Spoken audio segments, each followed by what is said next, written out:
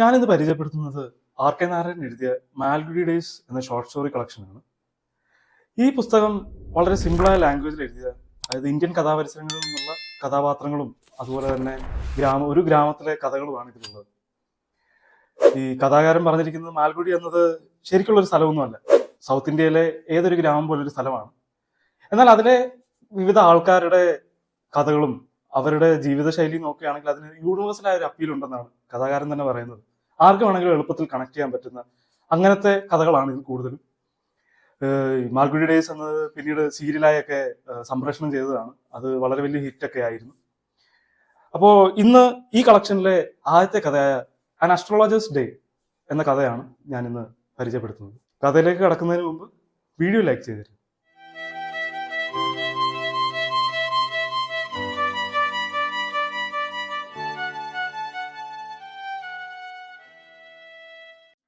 കഥ തുടങ്ങുന്നത് നമ്മുടെ അസ്ട്രോളജർ, ഈ ജോത്സ്യൻ, അയാളുടെ സെറ്റപ്പ് എങ്ങനെയാണ്, അയാൾ എവിടെയാണ് ഇരിക്കുന്നത്, അങ്ങനെയുള്ള കാര്യങ്ങളൊക്കെ വിവരിച്ചുകൊണ്ടാണ്. അയാൾ സ്ഥിരമായി ഒരു ഉച്ച സമയത്താണ് വരാറുള്ളത്. അയാൾ വന്നിട്ട് ആ ഇരിക്കുന്നിടത്ത് ആദ്യം ഒരു തുണി വിരിച്ചിടുകയും പിന്നെ കവടി നിരത്താനുള്ള സാധനങ്ങൾ കൊണ്ടുവന്ന് വെക്കുന്നു. അതിനുശേഷം അയാളുടെ കയ്യിൽ ഒരു ചാർട്ടുണ്ട്, അതുപോലെ ഗ്രഹനില നോക്കാനുള്ള കാര്യങ്ങളുണ്ട്, പിന്നെ ഒരു കുറെ താളിയോലകളുണ്ട്, പിന്നെ ഒരു നോട്ട്ബുക്ക് ഉണ്ട് കാര്യങ്ങളൊക്കെ എഴുതി വെക്കുന്നത്. അങ്ങനെ മൊത്തത്തിൽ ഒരു ജോലിസിന് വേണ്ട കാര്യങ്ങളൊക്കെ അയാൾ ചുറ്റും ഇങ്ങനെ നിരത്തി വെച്ചിട്ടുണ്ടാവും. അതുപോലെ അയാളുടെ അപ്പിയറൻസ് പറയുകയാണെങ്കിൽ അയാളുടെ നെറ്റിയിൽ ഭസ്മവും സിന്ദൂരവും ഒക്കെ അയാൾ പരട്ടിയിട്ടുണ്ടാവും. നീളത്തിൽ താടിയുണ്ട്. അപ്പൊ ഇങ്ങനെയൊക്കെയുള്ള അപ്പിയറൻസ് കാരണം അയാളുടെ കണ്ണുകൾ ഈ ഇങ്ങനെ നിറങ്ങളുടെ അകത്ത് നിന്ന് നോക്കുമ്പോൾ ഒരാളുടെ ഉള്ളിലേക്ക് നോക്കുന്ന പോലെയുള്ള ഒരു തോന്നൽ ഉണ്ടാക്കാൻ അയാൾക്ക് എപ്പോഴും സാധിക്കുമായിരുന്നു. പിന്നെ കാവി നിറത്തിലുള്ള ഒരു തലപ്പാവും വെച്ച് അയാൾ അങ്ങനെ ഇരിക്കുമ്പോൾ ഇഷ്ടംപോലെ ആളുകൾ അയാളുടെ അടുക്കിലേക്ക് എപ്പോഴും വന്നുകൊണ്ടേ ഇരിക്കുമായിരുന്നു. അയാൾ സ്ഥിരമായി ഇരിക്കാറുള്ളത് ടൗൺ പാർക്കിലേക്കുള്ള വഴിയിലുള്ള ഒരു പുളിമരത്തിന്റെ ചുവട്ടിലാണ്. ഈ സ്ഥലം എന്ന് പറയുന്നത് ധാരാളം ആൾക്കാർ വന്നും പോയി ഇരിക്കുന്ന ഒരു സ്ഥലമാണ്. അവിടെ തന്നെ ധാരാളം കച്ചവടക്കാരുണ്ട്, കപ്പലണ്ടി വിൽക്കുന്നവരുണ്ട്, ഐസ്ക്രീം വിൽക്കുന്നവരുണ്ട്, അതുപോലെ മോഷ്ടിച്ച സാധനങ്ങൾ വിൽക്കുന്നവരുണ്ട്. അതുകൊണ്ട് ആ പട്ടണത്തിൽ ഏറ്റവും കൂടുതൽ ആൾക്കാർ വന്നു പോയിരിക്കുന്ന ഒരു സ്ഥലമാണ്. ഈ കച്ചവടക്കാരെ എല്ലാം കാണാൻ വരുന്നവർ, സാധനം വാങ്ങിക്കാൻ വരുന്നവരൊക്കെ ഇയാളെ കാണുമ്പോൾ ഈ ജോത്സ്യന്റെ അടുക്കിലേക്കും എത്തും. അങ്ങനെ ധാരാളം കസ്റ്റമേഴ്സിനെ അയാൾക്ക് അവിടെ നിന്ന് കിട്ടിക്കൊണ്ടേയിരുന്നു. ഈ സ്ഥലം അയാൾക്ക് കറക്റ്റ് ചേരാൻ വേറൊരു കാരണം കൂടെ ഉണ്ടായിരുന്നു. അവിടെ മുനിസിപ്പാലിറ്റി ലൈറ്റിംഗ് ഒന്നുമില്ല. അപ്പോൾ ഈ കച്ചവടക്കാരുടെ വെളിച്ചത്തിലാണ് ഇയാളും ഇരുന്നുകൊണ്ടിരുന്നത്. അപ്പോൾ ഇങ്ങനെ ക്രിസ് ക്രോസ് ആയിട്ട് ധാരാളം ലൈറ്റ് വരികയും അതിൻ്റെ ഇടയിൽ ഇയാൾ ഇങ്ങനെ മരച്ചോട്ടിലിരിക്കുമ്പോൾ തന്നെ ഇയാൾക്കൊരു മിസ്റ്റിക് ഫീലൊക്കെ കിട്ടുമായിരുന്നു. അതുകൊണ്ട് തന്നെ ആൾക്കാർ ധാരാളമായി ഇയാളിലേക്ക് ആകർഷണമാവുകയും അടുത്ത് വരികയൊക്കെ ചെയ്യും. പക്ഷെ സത്യത്തിൽ ഇയാളുടെ കസ്റ്റമേഴ്സിനെ പോലെ തന്നെ ഇയാൾക്കും അങ്ങനെ ഈ നക്ഷത്രങ്ങളെ കുറിച്ചോ അല്ലെങ്കിൽ ഗ്രഹനിലയെ കുറിച്ചോ ഒന്നും കാര്യമായ ഒരു വിവരമൊന്നുമില്ല. പിന്നെ വർഷങ്ങളായിട്ടുള്ള പ്രാക്ടീസ് കൊണ്ടും മനുഷ്യരെ പഠിച്ചതുകൊണ്ടും ഇയാൾക്ക് ആൾക്കാരോട് എന്താണ് പറയേണ്ടത്, എന്താണ് അവരുടെ ആവശ്യങ്ങൾ എന്നൊക്കെ ഈസി ആയിട്ട് മനസ്സിലാക്കാൻ പറ്റുമായിരുന്നു. അതുകൊണ്ട് തന്നെ ആൾക്കാർ ഇയാളുടെ അടുത്ത് വന്നു കഴിഞ്ഞാൽ സംതൃപ്തിയോട് മാത്രം തിരികെ പോകത്തുള്ളൂ. മനുഷ്യരുടെ സ്ഥിരം പ്രശ്നങ്ങൾ എന്താണെന്നുള്ള ഒരു ലിസ്റ്റ് തന്നെ അയാൾക്കുണ്ടായിരുന്നു. ഒന്നെങ്കിൽ എന്തെങ്കിലും കല്യാണ പ്രശ്നങ്ങൾ, അല്ലെങ്കിൽ പൈസയുടെ പ്രശ്നം, അല്ലെങ്കിൽ എന്തെങ്കിലും ബാക്കി മനുഷ്യരുമായിട്ടുള്ള ഇടപെടലിലുള്ള പ്രശ്നം. അങ്ങനെ ആൾക്കാരുടെ പ്രശ്നങ്ങൾക്കുള്ള അളവ് അയാൾക്ക് തന്നെ അറിയാമായിരുന്നു, ഇത്രയൊക്കെ കാണുകയുള്ളൂ. അപ്പോൾ ഇതൊക്കെ മനസ്സിലാക്കിയിട്ട് അതനുസരിച്ചിട്ടുള്ള എന്തെങ്കിലും ചോദ്യങ്ങളും, അതുപോലെ ആ ആൾക്കാരോട് ഒരു 5 മിനിറ്റ് സംസാരിച്ച് കഴിയുമ്പോൾ തന്നെ അയാൾക്ക് മനസ്സിലാവും ഇയാളുടെ ശരിക്കുള്ള പ്രശ്നങ്ങൾ എന്താണെന്ന്. അപ്പോൾ അസ്ട്രോളജർ വളരെ ബുദ്ധിപൂർവമായി അവരോട് എന്തെങ്കിലുമൊക്കെ കാര്യങ്ങൾ പറയും. അവരോട് ചിലപ്പോൾ ചോദിക്കുമായിരിക്കും, നിങ്ങളുടെ അകത്ത ബന്ധത്തിലോ അല്ലെങ്കിൽ കുടുംബത്തിലുള്ള ഏതെങ്കിലും സ്ത്രീയായി നിങ്ങൾക്ക് പ്രശ്നമുണ്ടോ, അല്ലെങ്കിൽ നിങ്ങളുടെ സ്വഭാവം മൂലമാണ് നിങ്ങൾക്ക് ഈ പ്രശ്നങ്ങളൊക്കെ ഉണ്ടാകുന്നത്, അല്ലെങ്കിൽ നിങ്ങൾ എങ്ങനെയാണ് കറക്റ്റ് ഈ ശനി എവിടെയാണോ അവിടെ തന്നെ നിങ്ങൾ എത്തുന്നത്. ഇങ്ങനെയുള്ള ഓരോ കാര്യങ്ങളൊക്കെ പറഞ്ഞ് ഏതെങ്കിലും ഒരു ചോദ്യത്തിലെങ്കിലും ആ വന്ന കസ്റ്റമർ വീണിരിക്കും. അപ്പോൾ കസ്റ്റമറിന്റെ ജീവിതത്തെക്കുറിച്ച് പ്രത്യേകിച്ചൊന്നും അറിയില്ലെങ്കിൽ കൂടിയും അസ്ട്രോളജർ എങ്ങനെയെങ്കിലുമൊക്കെ തട്ടിയും മുട്ടിയും ആ ആളെ വളരെ സന്തോഷവാനാക്കി തന്നെ തിരിച്ചു വിടുമായിരുന്നു.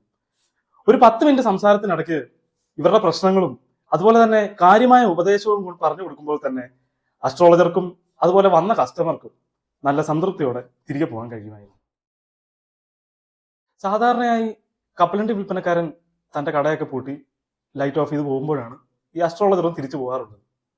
അന്ന് അങ്ങനെ തന്നെ ഈ കപ്പലണ്ടി വിൽപ്പനക്കാരൻ പോയപ്പോൾ ഇയാൾ സാധനമൊക്കെ പെറുക്കിക്കൂട്ടി തിരിച്ചു പോകാൻ റെഡിയാവുകയായിരുന്നു. അപ്പോൾ നോക്കിയപ്പോൾ ഒരാൾ മുൻപിൽ വന്നു നിൽക്കുന്നു. അപ്പോൾ പൊട്ടൻഷ്യലായ ഒരു ക്ലയൻ്റാണ്. അപ്പോൾ അസ്ട്രോളജർ അയാളോട് പറഞ്ഞു, നിങ്ങൾ ക്ഷീണിച്ച് നടന്നു വരികയാണെന്ന് തോന്നുന്നല്ലോ, കുറച്ചു നേരം ഇവിടെ ഇരുന്ന് സംസാരിക്കൂ, ഞാൻ നിങ്ങളുടെ കൈ നോക്കി നിങ്ങളുടെ ഭാവി പറയാമെന്ന് പറഞ്ഞു. അപ്പോൾ അയാൾ തിരിഞ്ഞ് ഈ അസ്ട്രോളജറിന്റെ മുമ്പിലേക്ക് വരുന്നു.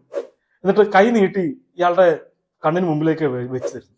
എന്നിട്ട് ഇയാൾ പറയുകയാണ്, നിങ്ങൾ സ്വയം ഒരു ജ്യോത്സ്യനാണെന്നാണോ വിചാരിക്കുന്നത്, എങ്കിൽ കൈ നോക്കി പറയാൻ പറയുന്നു. ഇത് കേട്ട ജ്യോത്സ്യന് ഒരു ചെറിയൊരു വാശി തോന്നി. അയാൾ കൈ നീട്ടി, അവിടെ മറ്റു വെളിച്ചമൊന്നുമില്ലായിരുന്നു, ഒരു അരണ്ട പച്ച വെളിച്ചം വരുന്നുണ്ടായിരുന്നു. അതിലേക്ക് മറ്റേ ആളുടെ കൈപ്പത്തി മാറ്റി വെച്ച് അയാൾ അതിലേക്ക് നോക്കിയിട്ട് ഇയാളോട് പറഞ്ഞു, നിങ്ങളുടെ സ്വഭാവം മൂലമാണ്.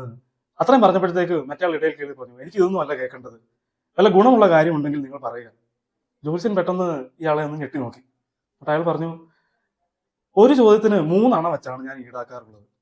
കസ്റ്റമർ ഒരണ അയാൾക്ക് ഇട്ടുകൊടുത്തേച്ച് പറഞ്ഞു, ഞാൻ ചോദിക്കുന്നതിന് കറക്റ്റ് ഉത്തരം പറഞ്ഞില്ലെങ്കിൽ പലിശയോടുകൂടി നിങ്ങൾ പൈസ തിരിച്ചു തരണം.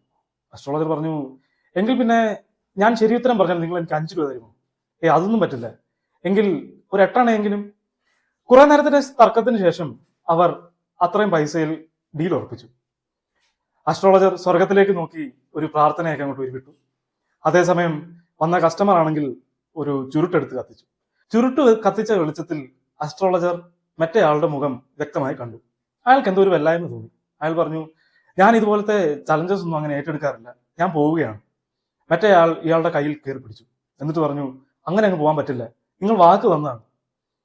അസ്ട്രോളജർ മറ്റേ ആളുടെ കൈ ഒന്ന് പിടിച്ച് എന്നിട്ട് താൻ സ്ഥിരം പറയാറുള്ള മറ്റേ ഡയലോഗ് അടിച്ചു നോക്കി. നിങ്ങളുടെ കുടുംബത്തിലോ അകന്ന ബന്ധത്തിലോ ഏതോ ഒരു സ്ത്രീ.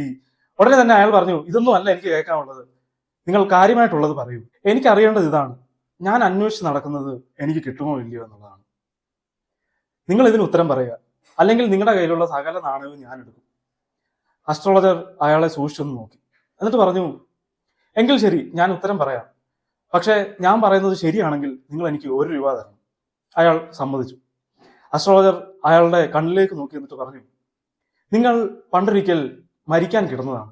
അയാൾ പറഞ്ഞു, ശരിയാണ്, നിങ്ങൾക്ക് ശരീരത്തിൽ കുത്തേറ്റിട്ടുണ്ട്. കൊള്ളാം. അയാളുടെ ചെസ്റ്റിലുള്ള മുറിവിന്റെ പാട് ഈ അസ്ട്രോളജറിനെ കാണിച്ചു. ഇനി എന്താണ് നിങ്ങൾക്ക് അറിയാവുന്നത്? നിങ്ങളെ ആരോ പിന്നെ ഒരു കിണറ്റിലേക്ക് തള്ളിയിടുകയാണ് ഉണ്ടായത്. കൊള്ളാമല്ലോ നിങ്ങൾ. ശരിയാണ്. അതിനുശേഷം ഏതോ ഒരാൾ വന്ന് കിണറ്റിൽ നോക്കിയപ്പോഴാണ് ഞാൻ അവിടെ കിഴപ്പുണ്ടെന്നും അയാളാണ് എന്നെ രക്ഷിച്ചത്, അല്ലെങ്കിൽ അവിടെ കിടന്ന് ഞാൻ മരിച്ചേനെ. ഇതൊക്കെ കേട്ട് എക്സൈറ്റഡ് ആയ ആ മനുഷ്യൻ അസ്ട്രോളജറിനോട് ചോദിക്കുകയാണ്, എന്നെ കുത്തിയവനെ അവനെ എനിക്ക് എപ്പോൾ കിട്ടും? അപ്പോൾ അസ്ട്രോളജറിന്റെ ഉത്തരം, പക്ഷേ അടുത്ത ജന്മത്തിൽ ചിലപ്പോൾ നിങ്ങൾക്ക് കിട്ടിയെന്നാവും. കാരണം അയാൾ വളരെ ദൂരെ പട്ടണത്തിൽ വെച്ച് മരിച്ചു കഴിഞ്ഞിരിക്കുന്നു. അത് കേട്ട് കസ്റ്റമർ നിരാശപ്പെട്ടു. പക്ഷെ അസ്ട്രോളജർ ഉണ്ടെന്ന് നിർത്തിയില്ല. അയാൾ ഗുരുനായക് എന്ന് മറ്റേയാളെ വിളിച്ചു. നിങ്ങൾക്ക് എങ്ങനെ എന്റെ പേരറിയാം? മറ്റു പല കാര്യങ്ങളും എനിക്കറിയാം. നിങ്ങൾ എത്രയും പെട്ടെന്ന് ഇവിടം വിട്ടു പോകണം. നിങ്ങൾ വീട്ടിൽ നിന്ന് മാറി നിൽക്കുന്നിടത്തോളം കാലം നിങ്ങൾക്ക് അപകടം ഉണ്ടാകാനുള്ള സാധ്യതയുണ്ട്. അസ്ട്രോളജർ അയാൾക്ക് ഒരു പിടി ഭസ്മം എടുത്തു കൊടുത്ത്, ഇത് എത്രയും പെട്ടെന്ന് നിങ്ങൾ നെറ്റിയിൽ തേച്ച് ഇവിടെ വിടുക. മറ്റേയാൾ അത് കേട്ടിട്ട് പറഞ്ഞു, ഞാനിനി എന്തിനാണ് വീട് വിട്ട് കറങ്ങി നടക്കുന്നത്? ഞാൻ ഇത്രയും നാൾ അലിഞ്ഞിരിഞ്ഞ് നടന്നത് മറ്റവനെ തപ്പിയാണ്. അസ്ട്രോളജർ പറഞ്ഞു, നിങ്ങൾ ഇനി അയാളെ തപ്പി നടക്കേണ്ട കാര്യമൊന്നുമില്ല. അപ്പോൾ മറ്റേ ആൾക്ക് അപ്പോഴും സംശയം തീർന്നിട്ടില്ല. മറ്റേ ആൾ എങ്ങനെ മരിച്ചു? അവന് കിട്ടേണ്ട പോലെ അവന് കിട്ടിയിരിക്കണം എന്ന് ഞാൻ പ്രതീക്ഷിക്കുന്നു. അപ്പോൾ അസ്ട്രോളജർ പറയുകയാണ്, ഒരു ലോറിയുടെ ഇടയിൽപ്പെട്ട് അവൻ ചതഞ്ഞരിഞ്ഞ് മരിക്കുകയാണ് ചെയ്തത്. ഇത് കേട്ട് അയാൾക്ക് സന്തോഷമായി. അയാൾ കുറെ നാണയത്തൊട്ടുകൾ അസ്ട്രോളജറിന് കൊടുത്തതിന് ശേഷം അവിടെ നിന്ന് പോയി മറിഞ്ഞു. അസ്ട്രോളജർ ആകട്ടെ സാധനമൊക്കെ എടുത്ത് തിരിച്ച് വീട്ടിലേക്കും പോയി. അയാൾ വീട്ടിലെത്തിയപ്പോഴത്തേക്ക് പാതിരാത്രി ആയിരുന്നു. അയാളുടെ ഭാര്യ വെളിയിലിറങ്ങി അയാളെ കാത്തു നിൽപ്പുണ്ടായിരുന്നു. എന്താണ് വരാൻ ഇത്ര താമസിച്ചത്? അയാൾ അവസാനം കിട്ടിയ ആ നാണയത്തൊട്ടുകൾ നേരെ ഭാര്യയുടെ കയ്യിൽ കൊടുത്തിട്ട് ഇത് എണ്ണി നോക്കാൻ പറഞ്ഞു. അവർ എണ്ണിയേച്ച് പറഞ്ഞു, ഇത് 12.5 ആണയുണ്ടെന്ന് പറഞ്ഞു. കൊച്ചിന് സന്തോഷമാവും, നാളെ കുറച്ച് മധുരമൊക്കെ ഉണ്ടാക്കി അവൾക്ക് കൊടുക്കണം. കള്ളപ്പന്നി എന്നെ പറ്റിച്ചു കളഞ്ഞ് 1 രൂപ തരാമെന്നാണ് അയാൾ പറഞ്ഞിരുന്നത്. ഭാര്യ അയാളെ ഒന്ന് സൂക്ഷിച്ചു നോക്കി. എന്താ നിങ്ങൾ വല്ലാതിരിക്കുന്നത്? എന്തെങ്കിലും പ്രശ്നമുണ്ടോ? ഒന്നുമില്ല, അയാൾ പറഞ്ഞിട്ട് അകത്തേക്ക് പോയി. അന്ന് അത്താഴത്തിന് ശേഷം പായലിരിക്കുമ്പോൾ അയാൾ ഭാര്യയോടായി പറഞ്ഞു, ഒരുപാട് നാളായി മനസ്സിലുണ്ടായിരുന്ന ഒരു വലിയ ഭാരം ഇന്ന് ഒഴിഞ്ഞുപോയി. ഞാൻ വിചാരിച്ചിരുന്നത് ഞാൻ ഒരാളെ കൊന്നിട്ടുണ്ട് എന്നായിരുന്നു. എന്നാൽ അയാൾ ജീവനോടുണ്ട്, പ്രശ്നമൊന്നുമില്ല. ഭാര്യ ഞെട്ടി അയാളെ നോക്കി. നിങ്ങൾ കൊല്ലാൻ നോക്കിയോ? അതെ, പണ്ട് ചെറുപ്പത്തിൽ ഞങ്ങൾ കള്ളു കുടിച്ചു, ചീട്ട് കളിച്ചു, എപ്പോഴും ഒരു ദിവസം കുറെ വഴക്കുണ്ടാക്കി. അതൊക്കെ എന്തിനാ ഇപ്പൊ പറയുന്നത്? നമുക്ക് കിടന്നുറങ്ങാം. അയാൾ കോട്ടുമായിട്ട് പായൽ നേരെ കിടന്നുറങ്ങി. ഞാൻ പണ്ട് സ്കൂളിൽ പഠിച്ചതായിരുന്നു ഈ കഥ. പിന്നീട് ഈ ഷോർട്ട് സ്റ്റോറി കളക്ഷനുള്ള ബാക്കി കഥകളൊക്കെ ഞാൻ വായിച്ചു. അപ്പോൾ വളരെ സിമ്പിളായിട്ട് എഴുതുകയാണ്. അപ്പോൾ ആർക്ക് വേണമെങ്കിലും എളുപ്പത്തിൽ വായിക്കാൻ പറ്റും. മനസ്സിലാക്കാനും എളുപ്പമാണ്. അപ്പോൾ പറ്റുമെങ്കിൽ നിങ്ങൾ ഉറപ്പായിട്ടും ഈ പുസ്തകം വായിക്കുക. ഇതുപോലെ വേറെ ഏതെങ്കിലും പുസ്തകങ്ങൾ നിങ്ങളുടെ സജഷൻ ഉണ്ടെങ്കിൽ അത് ഞങ്ങളുടെ കമൻറ്റ് ബോക്സിൽ ഇടുക. ഈ എപ്പിസോഡ് ഇഷ്ടമായെങ്കിൽ വീഡിയോ ലൈക്ക് ചെയ്യുക, ഷെയർ ചെയ്യുക, ചാനൽ സബ്സ്ക്രൈബ് ചെയ്യുക, അപ്പുറത്തുള്ള ബെൽ ബട്ടൺ അമർത്തുക. എങ്കിൽ ശരി, അടുത്ത വീഡിയോയിൽ കാണാം.